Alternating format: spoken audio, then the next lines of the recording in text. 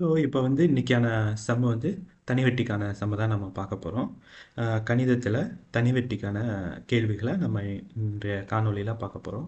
இதில் முதல்ல வந்து நம்ம கடினமான முறையில் பயிற்சி பெற்றுருவோம். அதுக்கப்புறம் வந்து எளிமையான முறை எப்படின்னு பார்ப்போம். சரி, ஸ்டார்டிங்கில் முதல் முறைக்கு போயிடலாம். கேள்வியை படிச்சுக்கலாம். 3 ஆண்டுகளில் 6% தனிவட்டி வீதம் மொத்த தொகை 11,800 அளிக்கும் அசலை காண்க அப்படின்னு. இதில் வந்து PNR by 100 equal to SI அப்படின்றது தான் ஃபார்முலா. இது எல்லாரும் உங்களுக்கு தெரிஞ்ச ஃபார்முலா தான். இது வெறும் வட்டி கொடுத்துருந்தா போடுற ஃபார்முலா. ஆனால் இங்கே வந்து மொத்த தொகை கொடுத்துருக்காங்க. அதனால் நம்ம என்ன ஃபார்முலா யூஸ் பண்ணோம்னா அதோட பியை ஆட் பண்ணிக்கிருப்போம்.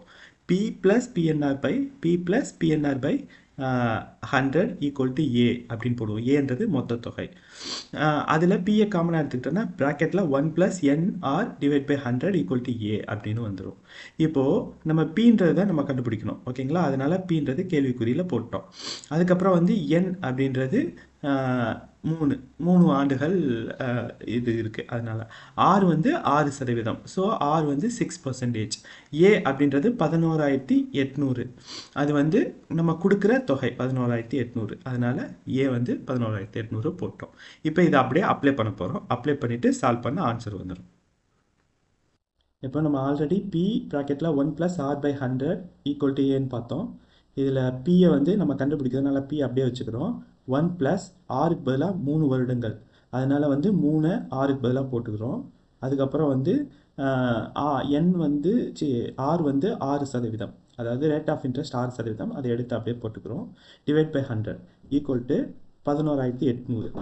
இப்போ பி ப்ராக்கெட்டில் 1 ப்ளஸ் அரை மூணா 18 போட்டுக்கிறோம். Divide by 100 equal to 11,800. A வந்து 11,800 போட்டோம்.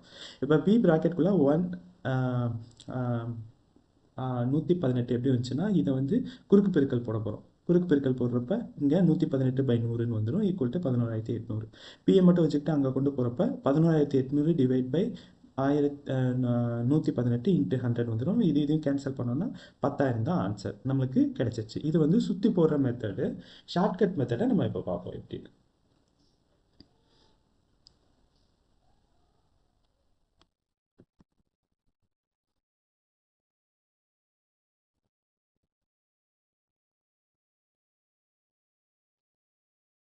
இப்போ வந்து ஷார்ட்கட் மெத்தடில் நீங்கள் பாருங்கள், ஒரு வருஷத்துக்கு 6% கொடுக்குறாங்க.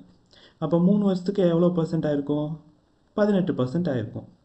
ஸோ வந்து நம்ம அசல் 100% எடுத்துக்கிட்டோம்னா நம்மளுக்கு எவ்வளோ கிடைக்கும்னா 118% கிடைக்கும். இதுதான் நம்ம கொடுக்க வேண்டிய தொகை. அதுதான் 11,800 ரூபாய்.